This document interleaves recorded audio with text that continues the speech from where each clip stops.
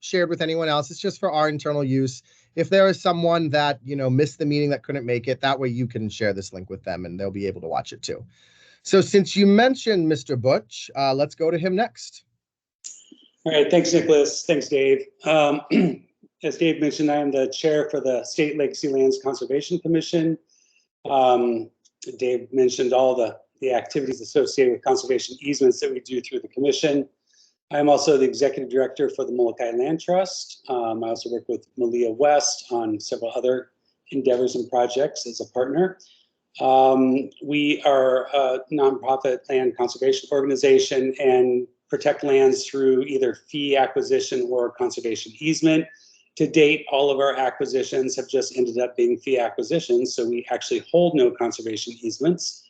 But some of our fee acquisitions have conservation easements associated with them that were linked to funds derived from public funding sources like Legacy Lands Conservation Fund or the Maui County Open Space Fund, where those public funding entities then hold or co-hold the conservation easement on the lands that we purchase with public funding.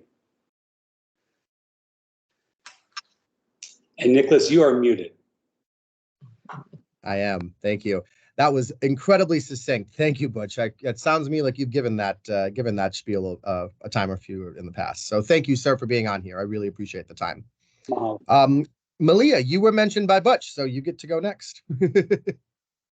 Hi, everybody. I'm Malia West. I'm with the U.S. Fish and Wildlife Service, and I manage the Partners for Fish and Wildlife program. We just call it Partners Program because it's way too long, which is our private landowner assistance program. I know Fish and Wildlife does conservation easements and wetland easements. I don't think our office has done any in a very long time, so I'm here to kind of learn more about your guys' wetland easement and see if there's some possible opportunities for collaborating. And I am located in Honolulu in the very sad federal building. Same here. Not Pelican. All right. Was that Butch? Thank you. Yeah, I couldn't quite hear you there.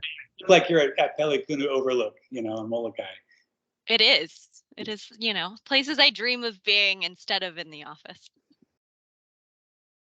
Very nice. Well, thank you so much, Malia. I appreciate you being on the call. Always appreciate having our federal partners here to know about the different programs we have, because at the end of the day, we're all trying to achieve the same objective, I think. All right, going down our list, I'm going to call out on Aka. Did I say that right? Please correct me if I said it wrong. Okay, yes, perfect. You did. Okay. Hi, everyone. Aka Wiedemeyer with the Trust for Public Lands Honolulu office or Hawaii office. I am here in Honolulu. I apologize because I'm on my mobile and I'm moving around. I'm going to stay off camera. But in the meantime, I look forward to hearing more. Trust for Public Land works with takeout partners to secure and preserve fee simple interests as well as conservation easements throughout the state. And I'm with the Sustainability Hawaii program, which focuses on farming, ranching, watershed, and open space. Thank you. Thank you, Aka. I appreciate it. Yeah. All right, moving on down our list. Gail. Yeah, aloha. Oh, there I am. Down in the corner. Should have put a background of our farm there. My name's Gail Byrne-Baber, and I guess officially I might be representing two organizations. One's Mokokeawe Land Conservancy on the Big Island that was formed about 4 years ago to fill a niche. And then also the Hawaii Farmers Union Foundation, which is a statewide organization of farmers, and they're interested in becoming perhaps more involved in this. We've got a great network out to farms and farmers. My background's in civil engineering and natural resource management, and I've volunteered a ton of time in helping preserve the North Kohala Coast and open space. My career started on the mainland at Washington State. I was the first watershed engineer and planner in the state, and was very impressed with the work of the Nature Conservancy, and that kind of opened my eyes to that tool. And so when I moved back over here, my family's been here for 5 generations. I brought some of that understanding with me and worked with Fred Cachola and folks in Kohala to draft a plan to use a lot of the tools to preserve that area. And so was really involved in the formation of some of the land trusts here along. I mean, it's been over 20 years ago now. It's amazing how fast that time flies. I remember meeting the first director of Trust for Public Land in 1998. Now I'm just feeling really old, but was very involved in getting our county open space funding through several ballot initiatives, and even remember being at Fred Cachola's house when Josh Dambro came over from at TPL at the time to help get the legacy land stuff through the legislature. So I volunteered a ton of time and have a little bit of professional experience in the use of ag easements, and actually have drafted a couple of conservation easements that are held by land trust, just because I had a strong background and knowledge of the services that need provided and understanding of easements. So that's just a little bit about me. Thank you. Thank you, Gail. Wow, sounds like we got a lot of high-powered people here on this call. That's great. Thank you so much. Or old people. Or old people, depending how you look at it. Right. Adrienne, could you go next for us, please? Happy day. Good morning. Adrienne Lorzel. I am working with NAVFAC Marianas, specifically at Camp Blas, doing forest enhancement programs, but also working on Guam's readiness and environmental protection integration, which is a DoD initiative that also has easement aspects to it. So interested in looking at how we can work with the NRCS team and understand their easements a little bit better, and perhaps leverage funding or adjoin properties in ways that we can sort of get more conservation benefits out of the various programs. Also working with the U.S. Forest Service on their forest legacy, trying to get that stood up in Guam. So just really new to the whole easement process and trying to understand how we can make it work for Guam, because it's not something that we have done here before. Thank you. Thank you, Adrienne. That's super important. I'm really, really glad that we got a territorial partner in here, because our programs are available to not just Hawaii, but also to our to our territories. And so we definitely want to get that perspective and try and get some easements. If we could get an easement out in Guam or Saipan, it would be the first ever easement in a U.S. territory. It would be pretty fascinating and cool to get that. So I'm glad you're on this call. Dave Elliott, you're up next. Aloha kako. My name is Dave Elliott. I'm the Executive Director with the Oahu Resource Conservation and Development Council. We don't work specifically in the easements area. We are here because we just want to learn more about the process, and we believe there's a really strong need for more agricultural easements to protect valuable agricultural lands here on Oahu and throughout the state. And we're interested in how we can be a team player to help that happen. One touch point we do have is we do provide monitoring services for one agricultural easement on the island of Oahu that is held by the ADC, the Ag Development Corporation. That's a model that might be interesting for other commercial agricultural operations in the future. Generally, our organization, who we are, we have a 25-year track record of partnering with farms and ranches and other stakeholders to advance stewardship of our working lands. So happy to be here. We're kind of boots on the ground conservation folks working with farms and ranchers, and look forward to the conversation. Thank you, Dave. Yes, I've worked with Dave quite a bit since I've been here, so glad you could be on the call. We're going to go through our NRCS folks here. So you heard me introduce ourselves already. So let me start with Zephyr. Zephyr, could you give an introduction? Sure. So aloha, hafa day. So I'm Zephyr Usinger, and I work out of the state office. So I work under Nick, and my position is as the ACEP and CSP program manager, so the Agricultural Conservation Easement Program and the Conservation Stewardship Program. And I've been in this position for about 6 months now. It's very new to me. And before this, I've worked with NRCS for 5 years total as a soil con. So I've worked on the Big Island and Kealakekua, Oahu, and then also where I am currently, which is on the island of Kauai. And so I've attended the training for this program in California. And so it's all very new to me, but I'm very excited, and I'm so grateful that we have so many partners on here that have so much experience that I can learn from. and that we can grow this program here. So looking forward to working with you all. Thank you, Zephyr. Lele. Aloha kako. I'm Lele Kimball, and I'm a soil conservationist based in the Kealakekua field office. So that's kind of our boots on the ground position, interacting with landowners directly. And I just have an interest in seeing conservation on the ground, and I think easements are a really important tool. And so I'm part of the NRCS team looking at that. Thanks. Thank you, Lele. She's selling herself short. All right. She was the acting ASAP program manager before Zephyr took it. So she has already started looking into a lot of this stuff. And honestly, we want more planners involved in this so that we can get the perception from the field, because ultimately the interest for these usually come from people walking into our office talking about it. So we want to make sure we get the perspective of them too. So I appreciate your modesty, Lele. All right, next up we have Donna. Donna?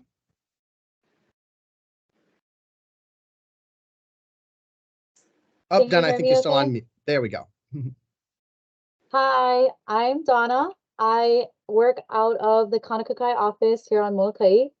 I got involved with this, thank you, through Zephyr, so thank you, Zephyr, but I really want to just learn how I can better help, people coming on that actually want to do easements and get into it here.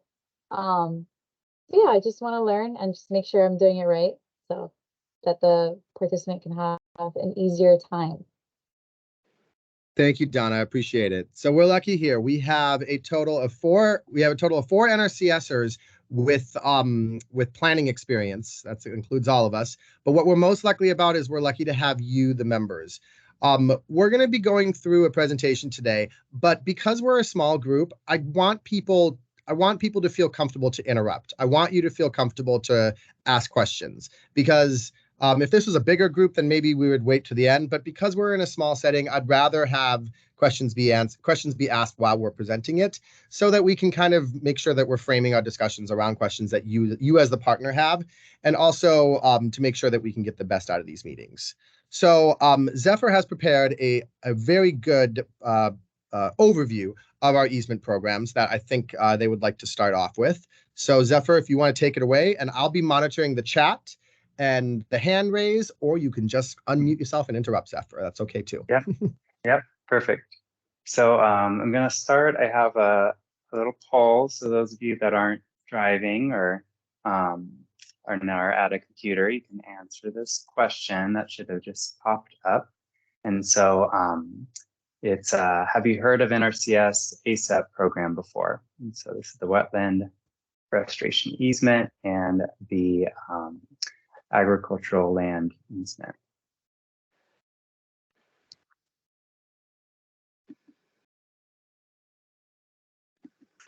Okay, so it looks like so far we got a few people that have said yes, they know about them, and yes, but I don't have experience with them. So it sounds like everyone's heard about them. So so that's good. I mean, you made it here. So so we'll continue on. So here's our agenda. We've discussed it a bit already. I'll go over the overview. We'll go over some of our goals and some Q&A, action items, and setting up our next meeting. So looking at ag easements. So we have, as Nick had mentioned, we have two main easements. But first, just looking at what is an easement. So everyone here is very familiar, but affirmative easement allows someone to do something. So a neighboring property can have a right-of-way easement. Negative easement means that we're preventing that landowner from doing something, like a view easement. And so this is more for people who don't know as much about easements. But here we have our program. So this is on the national level. So as you can see here, we have NRCS has closed on 24,000 easements on over 5 million acres. And in this fiscal year alone, we've done 95,000 acres. So this is a huge program. It's massive on the mainland. I went to this training and there were offices that had 7 or 8 employees that were all dedicated to easement programs that were working for NRCS. Here we've have my position, which is divided across two programs. So there's a lot of opportunity to grow, and there's a lot of opportunity for us to request funding, but we just need to show that there's a demand for that. And so at this point, here's some of the easement data specifically for Hawaii and the US affiliated Pacific Islands. So right now, we have 5 total closed easements. And so this is for ALE type of agreements, also including the FRPP, and then 1 WRE wetland easement. And so you can see what years these were. So we had some of them between 2004, 2010, and then have had some more recently with our agreement with HILT. And then you can see too, the ones that were enrolled by year. So this is closed, but you can see, yeah, more of a big push in the early 2000s, and not much until very recently. So I had a quick question. Sure. For closed, do you mean those are the years they were initiated, or those are when the 30-year ones terminated? I believe Nick can confirm this, but I believe closed means that that's the date that it was that we confirmed or completed it. So it would be, it's not the end of the 30 years, but it's initiated. Correct. Yeah. Okay. So we'll talk a little bit about this later, but the process for getting an easement from interest to closing usually takes a couple of years, right? And so what the numbers there are, those are the ones that have been closed. So these are ones that NRCS now, either for 30 years or some of them in perpetuity, own the easements. And so, or the partner owns the easement, depending on the type of easement it is. And so that's a good question. And so we have a couple that are in the wings, right? That that HILT is working on, that has been working on for a couple of years. And so those are counted in the table below. And I see a hand up, Mr. David. Yeah, David here. Thank you. I guess, yeah, for closed easement, I would define that as the date at which it was conveyed from the landowner to the holder. And then as far as enrollment, I think, I don't know what the total count is on that, but I think as we move forward, it would be good to have more data about those so that we could kind of see what our current and, what's the universe of our audience or customers so far, and would that help us in what we're trying to do going forward? Absolutely, David. So I made a note about that. For our next meeting, we will absolutely make sure that we can show you the ones that are in the pipeline. Everyone here as part of the STAC committee, you're authorized for this. We just ask that information that we share about individuals at this meeting can't be disseminated with to other people, because you may hear names and what have you, and so we just have to all agree for that privacy purposes. So, but we do have, I believe, Zephyr, I believe we have 4 that are kind of like in process with HILT. They're working on doing the acquisitions, the survey, the title reviews, all that stuff. And so those should be moving forward. And then this year we do have 1 application. So we'll have another one that'll be added to that count of easements enrolled. Because the idea is that we enroll it, and then there's 2 to 3 years to get all of the kind of ducks in a row, right? And get everything wrapped up for the deed to be conveyed. And so that usually takes a little bit of time. And that's one of the things that we really want to talk with partners here about the capacity that we might have intrinsically to be able to do this. HILT has been a great partner, but they, just like everyone else, can't do this alone. So we want to try and get other opportunities in there. So thank you for that question, David. And we will share that information at our next meeting. Okay, sounds good. Next, we have So next, this slide just looks at how this program came to be. So this is from the 2018 Farm Bill. So there's it's just more background information on where we're coming from on the NRCS side. And so there's two. So we talked about. So mainly today we're going to be talking about this the kind of ASAP program here, but more recently there have been opportunities to work through our RCPP program, which is the Regional Conservation Partnership Program, to do easements through that. And so Nick will be talking about that towards the end of our call. But personally, I think that this is going to be very key for us moving forward, because then this allows us to do things like forest easements and then also US held agricultural easements. Whereas, as you'll learn right now with this ASAP program, as it stands now, the wetland reserve easements are US held and the agriculture land easements are entity held. And I'll talk more about what that means here. So with the entity held easements, the cooperating entity is the one that holds the easement. So this would be the land trust or whoever has an agreement with NRCS. So they fill out a specific application form, have an agreement with us, then they are able to submit parcels and hold these easements. And so they're recorded on there. They're responsible for monitoring enforcement, and then NRCS has the contingent rights of enforcement, and these entity held easements are, as I said, on agricultural land primarily. And so for our US held easements, NRCS holds onto the land and the land rights. We're also working through its partners are only involved really with outreach and NRCS does a lot of it. We treat it just the same as like our environmental quality incentives program. You know, applicants come to us where we assess each one, rank them. So that is our wetland reserve easements are US held.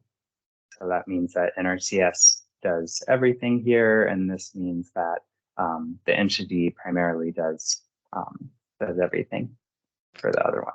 Is the shorthand for it.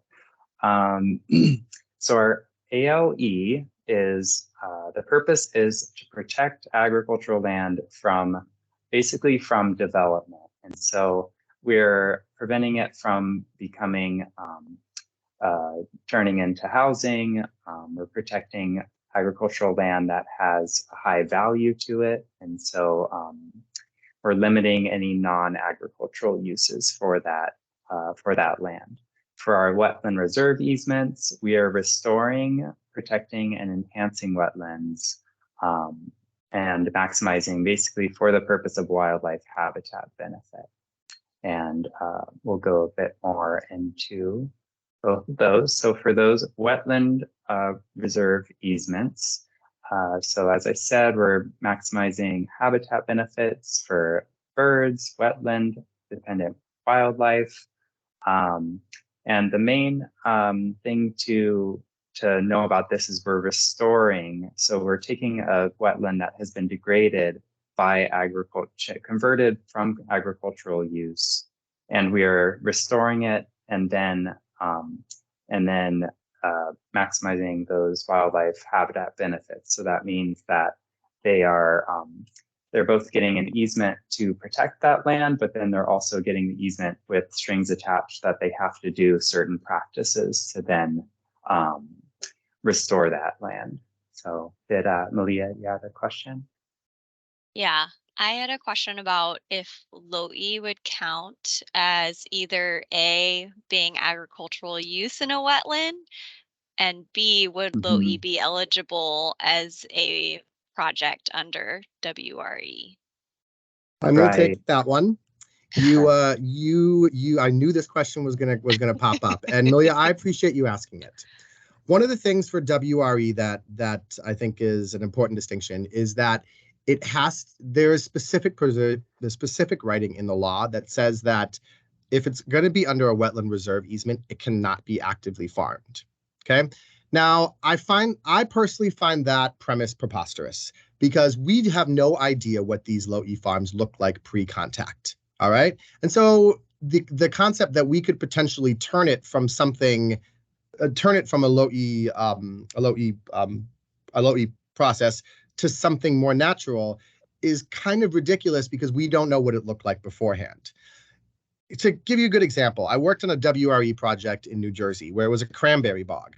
Well, guess what? I could very clearly see they built the berms, they stopped the water, and now they have a flood control system. When we came back to restore that easement, because the producer no longer wanted to farm cranberries and they wanted it to be a beautiful open space for their family and in perpetuity, we could very easily find the stream bed of where the stream used to go. So we were able to break the dikes at very strategic places. When I asked this question about whether or not low E farms would be eligible for wetland reserve, I got the answer that because they continue to be farmed, they are not eligible. I then turned around and put into a recommendation into the next farm bill that rule be changed in instances in places such as Hawaii and other places where we don't know what it used to be. Unfortunately, for now, your question to answer it is that any active farms, including low E, would have to go under our ALE component. But I do look to hope and try and change that. And honestly, you'll hear me talk a little bit about RCPP later. I think that's our easiest avenue to do some of these with. I agree.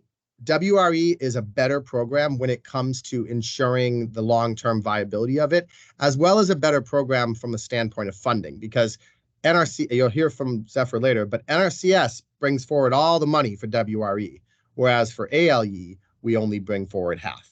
So that is an important distinction that I'm trying to get fixed. But to answer your question, for now, active low E farms that are still producing and we want to keep them producing would have to go under our ALE program. I would add something too to that, is that so I agree with everything Nick said, and then also it is possible to have it is a little bit hard to think of, oops, sorry, go back. So theoretically, we could have a wetland reserve easement that was on a piece of land that excluded an area that was a low E and included the other area as. And someone could even apply with two applications. One would be an ALE for the low E, and one would be an application for the wetland reserve. So it would have to meet the purpose of both of those programs, each of those, and they would be separate applications that would be applying for separate pools of money. But that's just something that potentially could be in there as well. So that slide. And and so looking at this, so another thing to keep in mind with our programs is that we have a perpetual option, so in perpetuity, and then also a 30-year easement option. And so for these, some things are different, but in this case, for this slide, it's all the same. We have a AGI is adjusted gross income, so they have to earn less than $900,000 gross income. Highly erodible land is the other thing, which they need to be farming, either using practices that are reducing that erosion. And then the restored wetland must be altered due to agricultural production. So that's a big part of what we're working with. So it could potentially be, sugarcane land that perhaps had ditches put in, but that's a key part of this. Did David, did you have a question you want to chime in? Oh, sure, thanks. I'm just curious about this 30-year easement enrollment option, exactly what that means, because under Hawaii state law, any conservation easement or agricultural easement is perpetual by statute. So I'm not sure what enrollment period means in contrast with that. Sure. So NRCS easements have a couple of options. We can do them perpetually, okay? We can do them, or we can do them for 30 years, or we can do it to the maximum allowed by state law. Okay, so we have all these options available. Most of the easements that we do in Hawaii are perpetual easements, right? But in certain areas, such as certain tribal nations in the mainland, the federal government can't own that land, right? We can never fully control it. So that's why we do have 30-year easement options. That's also, I think, going to be very palatable for some of our insular territories, especially like places like American Samoa, where if you're not Samoan, you can't own land. And so the max you can ever have would be a 99-year lease. So Zephyr's just bringing them up to emphasize that those are options. All the easements that we've done in Hawaii have all been perpetual, but in some of our territorial areas, 30 years may be the only option that we have. So just to clarify, that means for sure any Hawaii easement will have to be perpetual. So that's something that I'm going to write down as a note. I don't know, and David, you just brought up about the fact that the law, but I'm not sure if that means that all easements, including federal and state, have to be perpetual. So I just wrote that down as a question for me to research, because I think there has been in the past. I remember a wetland reserve easement being a 30-year.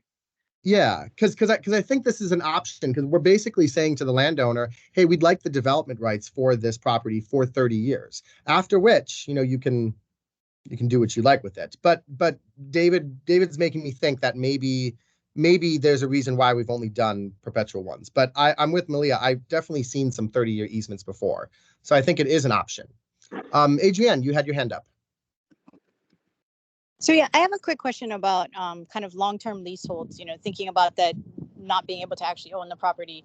A lot of our farming and agriculture activity on Guam occurs on leaseholds from the government, which are typically 99-year leases for agricultural. Sometimes they're shorter ones if it's more commercial ag. Would the farmer that is using that land be eligible to do an easement for the duration of that lease as well to take advantage of this? Because some of these properties are in high-value habitat areas where there's a lot of good potential, for instance, agroforestry. So is that something that would be allowed under the easement program, or does it have to be held fee simple? How would that work for some of these larger tracts of agricultural property that are long-term government leases? So that's a really good question. The easement, the owner of the easement, so the fee simple owner, right, has to be an eligible entity. Unfortunately, state land is not one of those. I wish it was, but the program is not designed for that. So to answer your question, we would have to be looking at easement opportunities with the state. Or with a private landowner. Someone who only leases the land from them would not be eligible, because they don't have the perpetual rights that we would be asking. They don't have the rights that we would be asking for. So I am looking into that issue as well to try and see if there's more ways around it. But we do have opportunities to be able to enter into lease agreements on state land, so long as that land is an integral part of a farming operation. So that's something for Adrienne, you and I and Zephyr, we want to look at a little bit closer, because we can do easements on those sites. We just have to verify we just have to verify and document how that land is an integral part of an agricultural operation. Then there are some workarounds for it. But generally speaking, this program is for private land conservation, not for public land conservation. I do have a question about what specifically government-owned land means when you are looking at places like American Samoa or Guam or CNMI.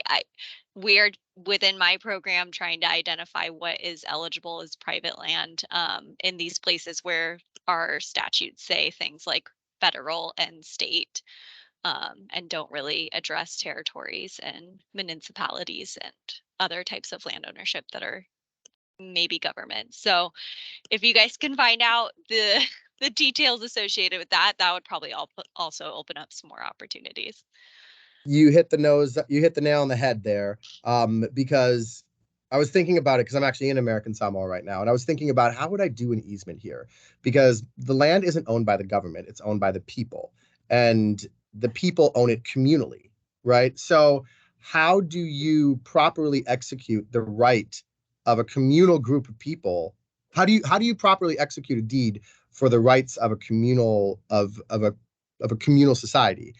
And there are other hurdles to getting stuff in American Samoa, okay? Like, no one has deeds, so you'd have to get land deeded. No one has titles. There's no appraisers on the island. People just sell land for whatever they think it's worth. So there's a lot of challenges, especially in American Samoa, which I think is like, I think is one of the toughest places to get an easement. But having some experience in getting some in CNMI or Guam, where we do have titles, where we do have leases, where we do have deeds, I think is our first step, because that'll help us determine how we could potentially do it in another place. I think there's avenues to do it, because we've already found avenues to get people to participate in our general programs, like our environmental equality program or what have you. We found ways around it. But for a deed where the government is actually saying, hey, we are getting these rights from people, the burden of proof is just so much higher. So you really are hitting all the good questions, and I'm glad we're talking about it. So. Okay. All right. So on to the next one. So there's another aspect of adjacent land. And so this would be a buffer outside of that specific wetland area. So it's, so that was something that can be in what is a state wetland restoration criteria guideline, which can be developed and would get help to provide additional guidelines on how we can, what wetland restoration means for the Pacific Islands. So that's another document that can be, that we could draft that would help provide more options for customization. And so here we have the differences. So perpetual pay 100%, 30-year 75%, and then we also pay 100% of the restoration costs. So remember, with the wetland reserve easement, there is going to be a restoration plan that's included in that. So that's going to require certain practices, perhaps fencing to exclude ungulates, other practices, planting practices, removing invasive species, things like that. So so that is also part of what NRCS is paying for the landowner to do. We also pay the acquisition costs. So and so for all of this, this is the US held easements as well. So with RCPP, that is potential. We'll talk about that later, but yeah. Malia, do you have another question? Sorry, no, it's okay. I'm so sorry. I'm excited that we have so much, so much interest and participation. So yeah, go ahead. Is the WREP a program associated with the restoration part of this, or is that just like a label you guys have designated towards the restoration part of doing a WRE? I'm asking because of I know at the Willamette Valley Fish and Wildlife Office, they're getting NRCS money to do the restoration portion through Fish and Wildlife. And I'm just trying to understand how that fits in with what we're talking about. My understanding is the WREP is a wetland, I believe it's called the Wetland Reserve Enhancement Partnership. And so it's a voluntary program through which NRCS enters into agreements with eligible partners to leverage resources to carry out high priority wetland protection, restoration and enhancement, and to improve wildlife habitat. I will be honest, I haven't worked much with this program, but if I was going to surmise what it kind of was for, is it's kind of serving as what we're serving on right now. Only it takes it to the next level. In states where we have a lot of interest in easements, right, we may want to try and target some of our efforts to really try and protect the goals and objectives of our state technical committee.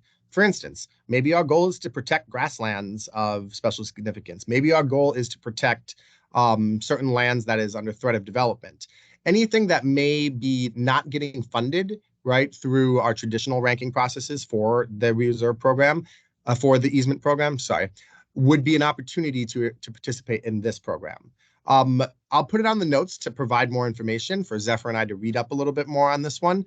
But that's my understanding of it, is that it allows for basically a separate pot of money to be considered for just the state, just the specific objectives of the state. In this case, I'm not sure we're there yet because we don't have enough interest to even spend our allocation right now. But if we were in a state where we had lots of people coming in left, right, and center to try and get easements, then I think that's where this program would come in as an opportunity to allow our partners to focus it.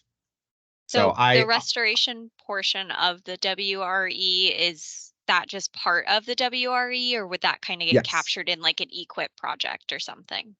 No. So the way that an easement would go is first we would identify what the easement was, and we would close on the rights to do so, right? Then we would go forward with the restoration cost. So in that example that I had given about that cranberry bog, right? First, the farmer came in, said we wanted to do it. We went through all of the rigmarole to title search, to survey, to appraise. Then we closed, and then we execute a restoration agreement with the landowner. Now, we can do the restoration agreement too, but we'd like to have the landowner do it because it keeps them vested and involved in the process. And quite often the landowner can do the restoration for significantly cheaper than NRCS bidding it out to federal contract. But it is a part, and it's the step that's after closing. Okay, thank you.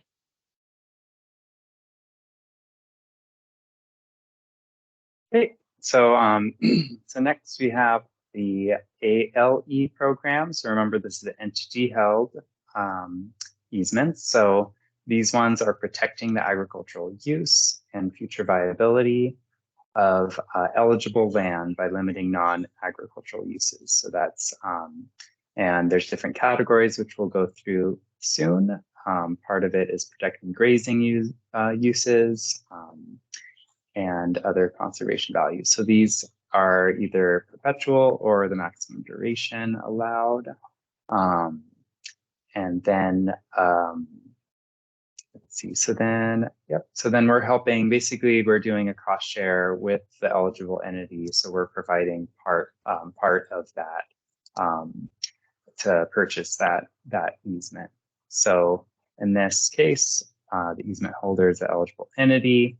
They still have to go through the NRCS eligibility requirements. So that's the same as the WRE. We're working with private land, and we're looking at ag land, cropland, pasture, and potentially forest land. If it's hardwood, kind of like a ag forest land.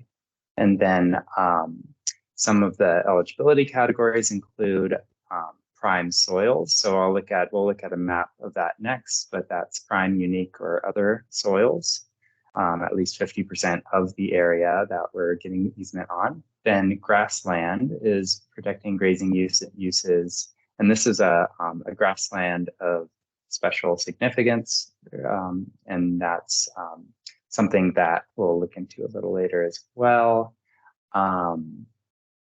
And then the third option is something that furthers state or local policy. And so this is a very broad thing that we can provide as something that is in the state law, state statutes, local county plans, other government agencies outside of NRCS that then also provide that, shows that it follows this, protecting this land follows that, those purposes. So we'll look into that a little bit more because that's something that we can influence as the STAC.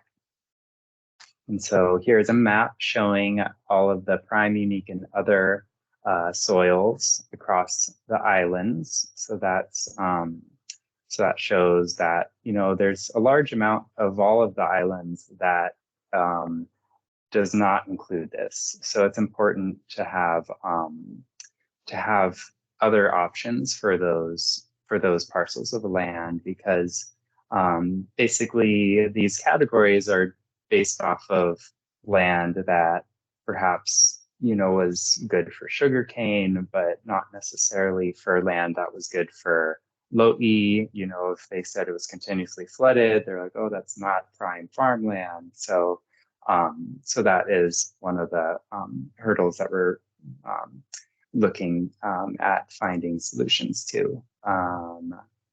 There's also, I can share a link. I'm not going to go into it, but there is you can look at web soil survey as a way that you can look at these layers and select a very specific area if you wanted to look at a more zoomed in view of a specific parcel of land. But for time, we'll continue on. So with this, we're looking at 50% of the appraised value for most projects, and then 75% for grasslands of special significance, which is a little bit of a, you know, that's mainly based off of, on the mainland, we have native prairie lands that are ranch lands that are grazed. And so we could likely come up with our own definition of what that means. What is a grassland of special significance for Hawaii? Because it is, it's possible, but in other places, they usually are going based off of a native, more native plants of that type, whereas all of our pasture land is more introduced species. So looking at our entity contributions are up to 50%, 25% for the grasslands, and that also includes in kind, and we'll look at a little bit at some examples later. The eligible entity pays for all of the due diligence, the title, closing, appraisal, all of that side of the project. And then the rest of this is saying that, so whereas the wetland reserve easement, we had a restoration plan associated with it. For these agricultural easements, we don't require a conservation plan, but you might, as part of it, we could, as the STAC, we could give ranking points for easements that did have this conservation plan. So we could make that a possible like added benefit. If someone is doing additional conservation on their land, then that would be additional benefit, and that would be something that would be up to the entity that is managing this. And so, oh, and then it is required for grasslands of special significance. So if we do end up going that route, there is a management plan required for that. And then similarly, monitoring enforcement is the responsibility of the entity. So, and they're following NRCS policy on that and submitting those reports to us. We'll and we submit that to the national team. And so here's a slide just looking at kind of the process. And so the first step of the process is basically we get an entity. So this could be a land trust, someone that is able to do all of those steps that I showed previously, which has experience doing that.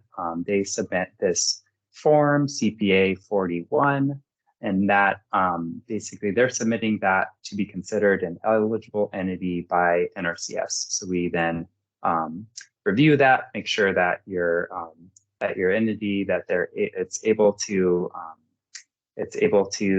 do the functions of that that are required for it. You have a history of that, and then once you have that agreement, you can then are able to submit applications for parcel owners to apply for ALE. So that is for CPA 41A. So then basically this program agreement allows you as the entity to submit the landowner's land for this ALE program. And so then that's when we work with you on the eligibility and getting those steps completed. And we have a national team that assists us with that process as well. And so that's where then the rest of, once they get selected, we get that funding set aside from our allocation from the for this program, and then we go through the entity and goes through this whole process, and we review, NRCS reviews it and make sure everything looks good. So this is an example of that easement valuation for an ALE. So there's a few different examples here. So this example is, say the fair market value is $500,000 for this property. So in these different examples, so this first example, it shows that the eligible entity is providing $100,000. The landowner is then donating the value of $150,000. So, and then the non-federal share is, or the federal share is then $250,000. And so, so you can see in this example, the entity percentage is 20%. And so similar with these other examples, this one includes, there is more of the procurement costs, so that there's the costs that are incurred by the entity for that, for those, that's the in-kind type of thing. And then for here, it shows the stewardship and monitoring costs, which are included. So that's the just different examples of what it could look like for those federal shares, non-federal shares. Yeah, so yeah, take your question. Yeah, I'm curious about that line about the stewardship and monitoring costs. Is sometimes included, sometimes not included. How does that work? Because I know, for example, with Hawaiian Island Land Trust, they're going to be holding the easement and doing the monitoring. They're requesting a stewardship endowment on top of everything else. But I wasn't aware that that was something that's eligible for the NRCS funding. Because we don't pay for it at Legacy Land. Sure. So one of the things that usually is involved in an agreement is that we're looking for partners that have an established history of being able to do monitoring. Now, some partners may have that, but eventually we have noticed in some areas where capacity gets the best of them. And in that case, NRCS can do cooperative agreements with those entities to accomplish the monitoring. So for instance, if HILT eventually has too many easements that use for NRCS funding, we would probably, to be able to monitor them all effectively, we would likely enter into a cooperative agreement with them in order to assist them in doing those monitorings. But it is a component of the programmatic agreement. So we like to try and start with partners that have the capacity to be able to do that monitoring. So is that something, but would that be front-ended into the initial enrollment, or is it something you add in later if necessary? I believe it's you can do it either way, if I understand. I think you can front end it if it's going to require a massive input in order to get the monitoring. But if it's something that you think you can handle in the beginning, then we do have the option to later on assess if you have that ability and be able to supplement it. Right. Okay, thanks. Thank you. That's a good question, though. So these are all good things that Zephyr and I want to get further clarification on. So we'll ask that question about. Well, we'll make sure we get a correct answer, but that's my understanding of it.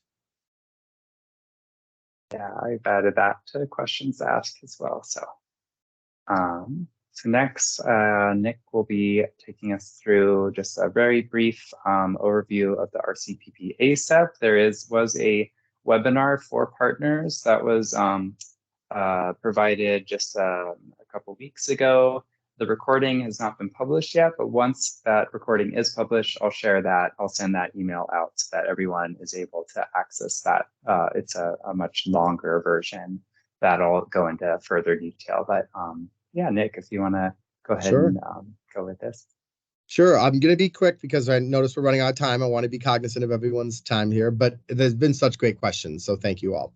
The RCPP program functions in the very similar way to our existing easement programs. You can think of RCPP as using all of NRCS's existing tools, but allowing the partner who applies for a specific project to really narrow down both their geographic focus and their intent of the project. NRCS programs are competitive in nature. So an application is submitted by a farmer in Kelikikua, right? That application may have to compete against a farmer in Waimea, against a farmer in Hilo, against a farmer on Oahu, right? And the government ultimately is going to look at what the biggest environmental bang for our dollar is. What RCPP allows it allows a partner to bring forward their expertise, their knowledge, and their contributions, and basically set aside a separate pot of funding to just do practices and goals that they have identified as being a priority for them. So you can think of it as an opportunity to make your own little fund pool. And it can be a combination of our existing programs, such as EQIP or CSP, which are land management, or it can be easement related.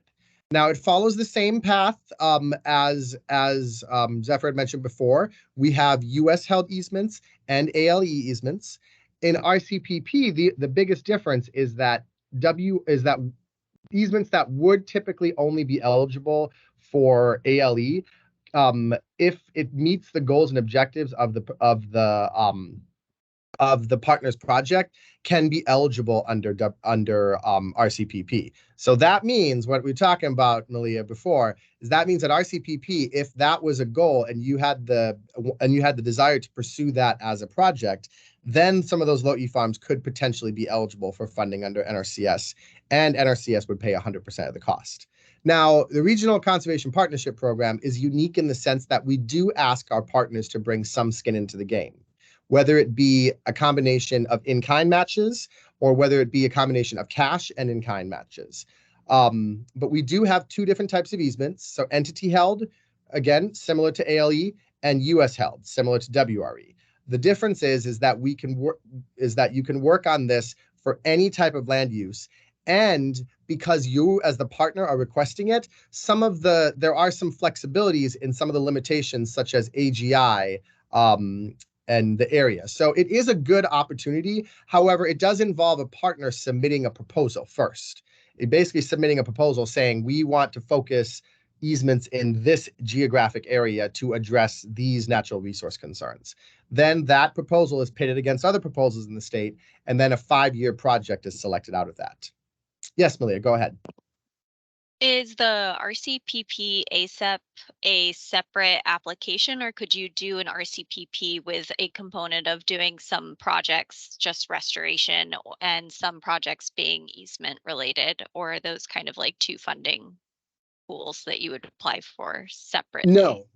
So let's use an example here. Let's say that Gail, right, decided to submit to NRCS a project. She said to us, hey, on the Big Island, we want to focus some efforts in purchasing some easements in this specific area. Okay. And she'll say, this is an estimated number of easements we'd like. This is the estimated dollar amount that we'd like. These are the resource concerns that we plan on addressing. And some of them we want to buy, some of them we want to buy outright and don't need any restoration, and some need restoration. And there are even some that already have an easement on it that need additional restoration. All of those can be put into her project proposal. If selected, she is then going to be the project lead, and then that amount of money that she requested is going to be given to NRCS to help administer it. So that's when the project was selected, right? Then an individual landowner could then apply, and they could apply for both. They can apply for easements that need restoration or easements that don't. But there does need to be an easement component if you are going to do part through the RCPP ASEP. Oh, so if you want easements, right, then yes, you have to either have a WRE or a US held or an entity held component. Yes. But you can have a combination too, okay? You can have a combination of US held easements and entity held easements. You can have a combination of land management activities and easements. For instance, maybe you have a goal of protecting water quality in a particular watershed, right? Part of the needs to get there include easements, but also include land management activities such as grassed waterways, cover crops, mulching. You can have a project that has both. You don't have to choose just easements. But if you want easements as part of it, you have to at least choose between US held and entity held. Okay. David, you have your hand up. Oh, sorry. I was just going to ask, match federals allowed as match? Federal match is allowed so long as it's not USDA money. Okay. David, I saw your hand up first, so I'm going to go with you first. Oh, let Gail go ahead. We haven't heard from her yet. Okay, Gail. Yeah. That's sweet. And thank you for that project. We'd love to submit. Quite frankly, when you're talking about the funds are then given to NRCS to administer, so it's not the entity then that's administering the funds. I know. I'm sorry. I didn't mean to confuse that. The money is then given to NRCS, right?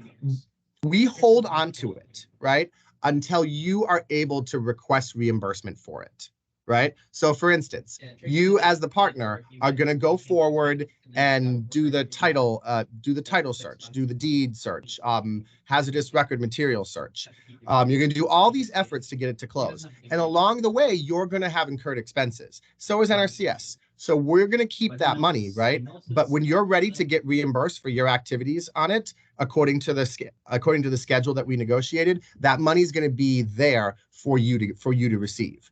And then at the very end, right, for entity held easements, right, at the very end, when it's all ready to go, you'll say, hey, this one's ready to go. NRCS, please release the funds to us so that we can purchase it. NRCS will release said funds to you, and then you will complete the purchase. In the case of a US held easement, NRCS is going to directly buy it because we're going to hold it. Yeah, that's really clear. So just real quick, and I suppose I can read the RFP. It's 100% reimbursable, not 50% up front, and then rest reimbursable. So everything's would have to be you spend the money first. So for US held, right, we'll still pay 100% of the cost. But for entity held, we still ask that the entity bring forward some of the money. It's complicated, but the way it works is if your project is selected, then you and I go into pretty intense negotiations, right? We have negotiations about how much financial assistance, the dollars that we're paying to farmers are, how much technical assistance, the dollars that pay our salaries are going to be, right? And then we kind of determine what the percentages are that are going to go to each people. In the case of easements, right? We know that we're going to have some of the FA that's going to have to be given directly to the entity for the purposes of purchasing it. So we'll set aside that money in what's called a supplemental agreement. And basically that's a side agreement that within that main agreement that allows us to pay you when you're ready to get the money for purchasing said easement. Okay. Thank you. Mm-hmm. That's very clear. Thank you. Yeah. So, all right. Well, yes, David. Sorry. Yeah. So my question on that was, does the applicant for the RCPP ASAP program have to be the entity that holds the easement? Or could it be a situation where, let's say, our program submits the application, but there are other entities that wind up holding the easements through our competitive grant process? Or because this, at least in our department, the state doesn't really like to hold an easement. We have the money to pay for them, but we don't want to hold them. And so then the other component of that question is then, if the easement is going to be US held, then, could a program like ours put in the application? How does NRCS determine if the US actually wants to hold the easement? And so that's a good question. So first and foremost, if your project is selected for an RCPP project, right? And right now we have the RFO or the NFO open for project proposals, right? Every year we solicit from our partners, not from individual farmers, from our partners, right? What kind of projects you would like. That's what's open right now. If your project was selected, right, and you requested US held easements and NRCS agreed to it, then that's the project. You know, it's been selected. We agreed to it. From an entity standpoint, to answer your first question, I believe that you can do that. And that's one of the things we want to talk about a little bit, maybe not today, but maybe our next meeting, because there are several people. I'm gonna call out Aka here only because I talked with the director there. I'm blanking Leah. on her name right now. Yes, Leah. Yeah, Leah Hong. And she had expressed to me that TPL has the ability and the capacity to take easements from conception to closing, but they don't want to hold on to them from a monitoring standpoint, right? So I had asked, I was like, well, how do we like tap into your capacity to do all of this stuff and then ultimately transfer the monitoring responsibilities and ownership to another land trust, such as say Molokai Land Trust, right? We do have a mechanism in place for that. TPL can enter into a program agreement that includes Molokai Land Trust. And then so TPL is still responsible for getting everything done, but at the end of the day, when it's recorded in the thing, it'll be recorded under Molokai Land Trust. And so I imagine, and I've never worked with one in RCPP to know with definitive truth that this is the case, but I imagine that same mechanism is available for RCPP, right? In RCPP, you try to identify your lead partner who's going to be responsible for ensuring the contributions and deliverables are met. But we highly encourage you to have an additional list of supplemental partners. A great example is you may ask for $1 million, right? And you may say, we're bringing $1 million to the table. That doesn't all have to come from your sources. It can be from Molokai Public Lands, who might donate some of their time. It can be from Malia, from Forest Service, Fish and Wildlife, who might donate some of their time to help get the projects. So you can have supplemental partners inside of it. So I imagine the process would be the same for those collaborating entities, is what I would call them. Yeah, no, thanks for that.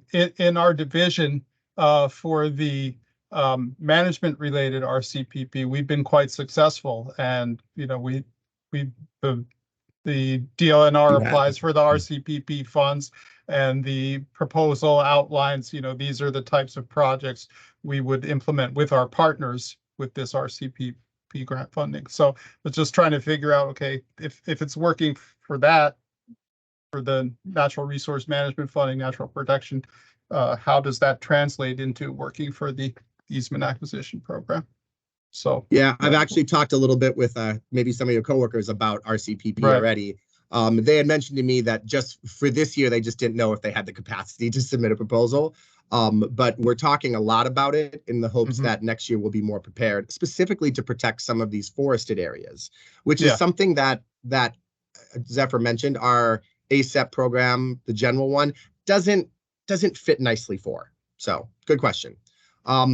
Zephyr, why don't you go ahead and move forward? I know we're running over a little on time. I apologize to anyone.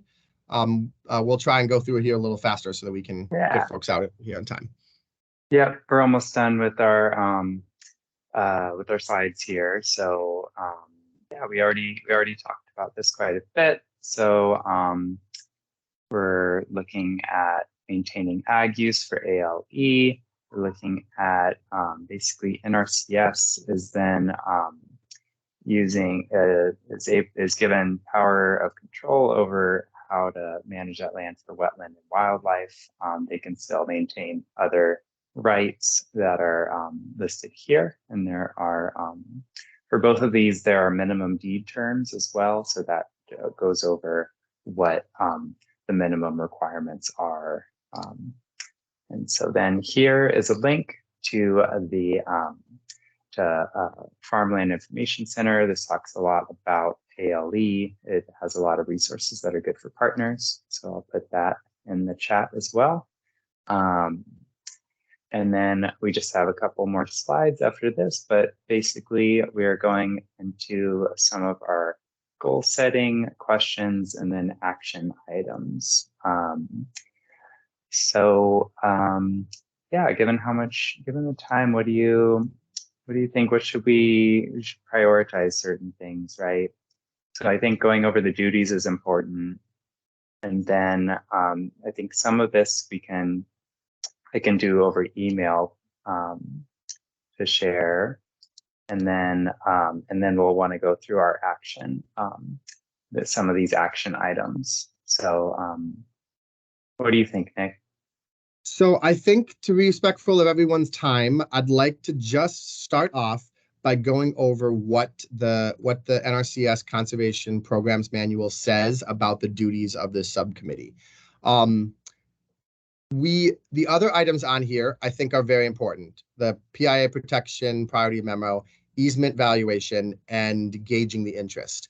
But I do think the number one thing that we should accomplish here first is making sure that we've all had a chance to read and understand what the responsibilities of this subcommittee are. We alone, as a subcommittee, don't have the authority to make sweeping changes to NRCS programs. But as the subcommittee here, we do have the authority to bring forward any recommendations that we have to the state level STAC, who then makes it law or makes it canon. Okay, so this group is incredibly powerful because we collectively here can decide what NRCS priorities are going to be and bring those to the overall STAC. Ultimately, it's JB Martin's decision on what to prioritize, but he listens very closely to the STAC. So I'm going to open this up, and this will be shared with folks after this meeting for you to reference and look at. But I wanted to go over real quick some of the responsibilities of a STAC when it comes to our ACEP program. So the STAC's responsible for developing and updating the state ranking criteria. At our next meeting, we're going to be going over with folks the ranking criteria that we have, that we used for last year, and reviewing with folks how we can make it better, if there's ways we need to change or what have you. It also is responsible for identifying any priority resource concerns or land treatment areas to focus the implementation, and also other technical issues, which may include, but not limited to, operation and maintenance, easement management, and long-term monitoring procedures. The big thing for ALE, right, is the STAC is responsible for recommending additional land eligibility or prioritization parameters to focus ASAP ALE. Now, if you saw what Zephyr had presented earlier, there are 3 types of land of eligibility that can fall under ALE: primary unique soils, areas of cultural or historic importance, or other priorities that the state designates. That's where we need assistance from everyone here, because we often get. I'll give an example. The easement that we had gotten this year, right? It was for a Lo'i farm, but it wasn't in prime and unique soils. It wasn't in an area where cultural resources are. So we had to really dig around to find local policy that would support us closing on that. We ultimately found it. Thankfully, the county of Hawaii had written down that it was part of their strategic plan. But we could have bypassed all of that had this STAC just been able to come up and say, these are the other categories that we would like to prioritize. Yeah. So Nick, one of those other categories I would say is rare and declining ecosystems, or or lands that have remnant, threatened and endangered species, rare pollinators, or native birds. I would agree with that. I would also, and keep in mind, Zephyr, myself, Lele, and Donna, we don't have votes. Okay, we're here to facilitate your thoughts on it. All right, but I would also consider, considering where we are, being able to protect indigenous farming methods and areas that are producing that kind of food. I would add that as a priority. That's not something that is specifically called out, but we can specifically call it out, and that's the kind of things that I would like in the future mean to really have this group focus on, to say, hey, these are the ones that we want to be able to prioritize that don't fit nicely in the 2 other categories. Yeah, I agree. Lo'i and Loko'ia, should be those things. I would agree. And the nice thing about this group is we can continue to expand that. We can continue to make it bigger and, more inclusive based off of our priorities. You're also responsible for recommending the list of eligible practices. Currently, NRCS, we don't limit our practices in WRE. We keep the toolbox as big as possible for our producers and our planners. But in some places, depending on the circumstances, sometimes you may want to limit the practice. And a good example is if your goal is controlling is to do wildlife protection, right? You may want to limit some of the more production and erosion control related practices like grassed waterways or, waste storage facilities, So it depends on what the goals and objectives are for our easement. You also have a big responsibility in helping us review any proposed appraisal methods. And that at the next meeting is going to be a topic we're going to discuss. We have 2 ways of appraising our easements, and we want to discuss those with you and figure out the best ways to ensure that we're adopting the one that's going to give essentially our farmers the best benefit. Assisting in the development and review of the wetland compliance guide. Evaluating unique wetland complexes within the state to determine if they're consistent. Identifying areas for consideration of reservation of grazing rights, and guidelines for compatible use. So we talked about easements a lot, and we've said that essentially the government is buying the development rights and buying buying certain rights. Compatible use allows us to give those rights back. A good example, we may buy the rights to a development right of an easement where the producer only has the right to quiet enjoyment. Everything else is owned by the government. But guess what? I don't have a mower. I'm not there on the farm every single day, and I don't want the invasive weeds to sprout up everywhere. So I will give back the right to mow and control the invasive species to that farmer or to that landowner. And we have the right to do that through compatible use agreements. They're very easy to do. I've done a lot of them, and they give the rights back to the farmer or to the landowner to manage it. And so that's something that we would look for this group to kind of give us guidelines on. So Zephyr will send this out to folks, but these are some of the kind of main goals that we want to try and accomplish. Some of them we're going to accomplish relatively quickly, such as, looking at the state ranking criteria. And then maybe the second one might be identifying additional land eligibility. Some of them are going to take a little bit longer and are going to be a long-term project, such as developing our wetland reserve compliance guide, or establishing the guidelines for compatible use. But I wanted to just kind of give this so that you got a bug in people's ear about what some of the goals that we're looking to get accomplished by this group are. Zephyr, can you go back to your slides? I'll stop sharing.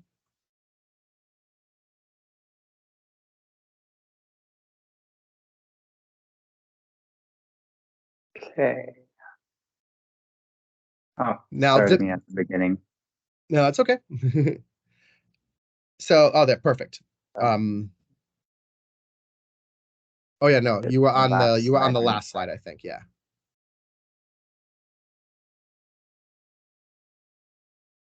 Action items. Yeah. There we go. Yep. Can you go one back? I'm sorry. Thank you. So one of the biggest things that I want to kind of, before we go to the closeout here, because I know we only got a couple minutes and I've already taken up so much of your time. So thank you all for sticking with us here. Is I want to kind of gauge interest from our partners about who would be interested here for both the benefit of this STAC, but also for the benefit of the state as a whole, in pursuing the possibility of entering into a programmatic agreement. I want to preface one thing.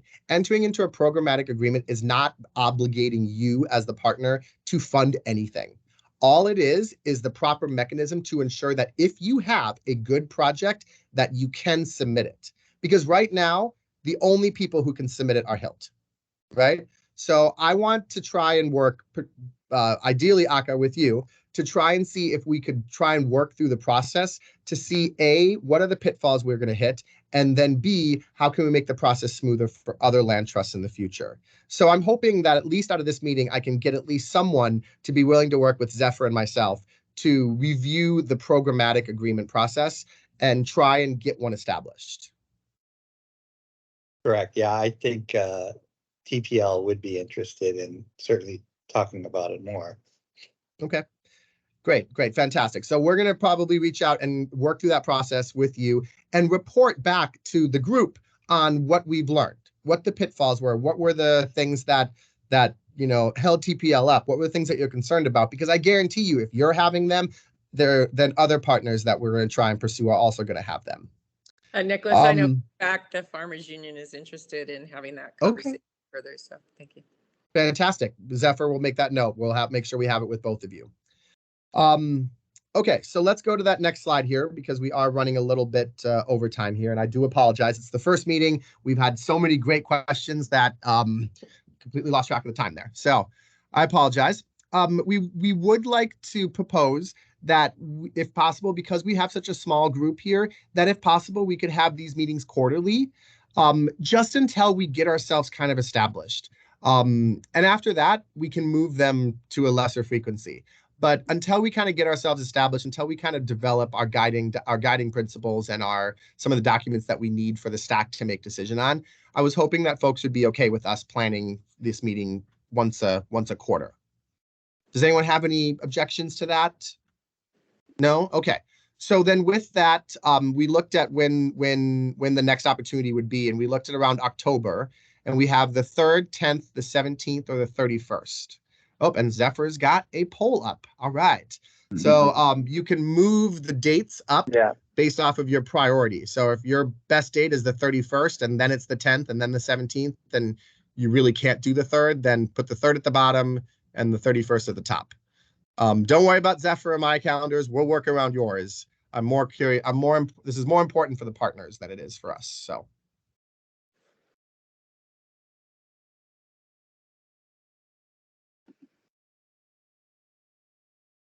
I left them in order, but all of them work.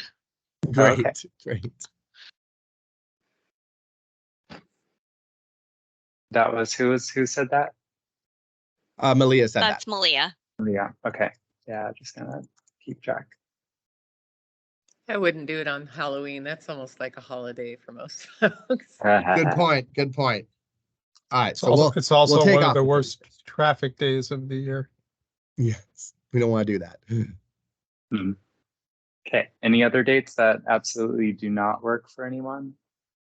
I would say, this is Aka, by the way, TPL, but those are Tuesdays, I believe, and Tuesdays are my worst day.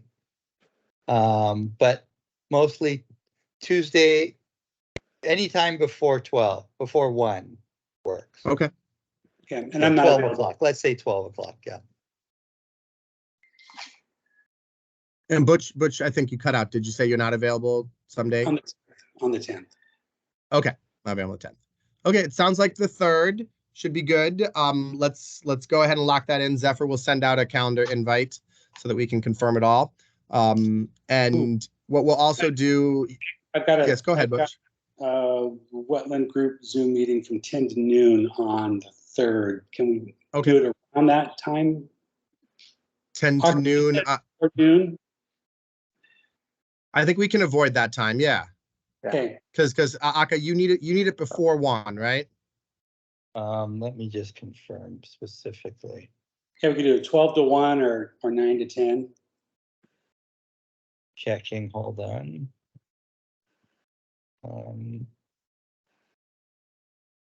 I'm still old school. I use my date planner.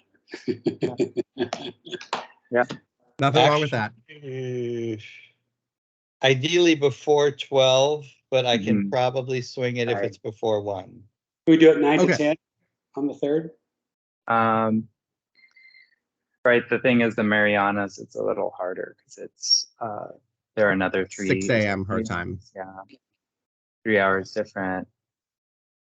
Would it be better because it's a smaller group? Would it be better if we sent out a doodle poll with a bunch of different options? These are just Tuesdays. Would it be better if Zephyr sent out a doodle poll to everyone with a whole bunch of different options during October, and then we can kind of respond accordingly? Because we don't have to have these on Tuesdays if it's a bad day for certain people.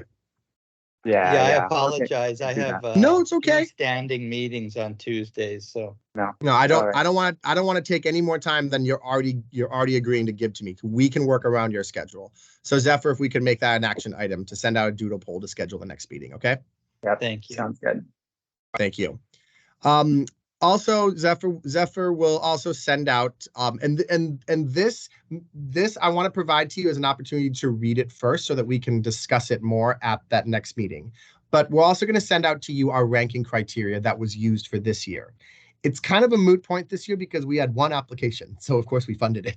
But we are required to develop ranking criteria for it. And one of the goals and hopes that we can get from you as the partners here is really helping us refine that.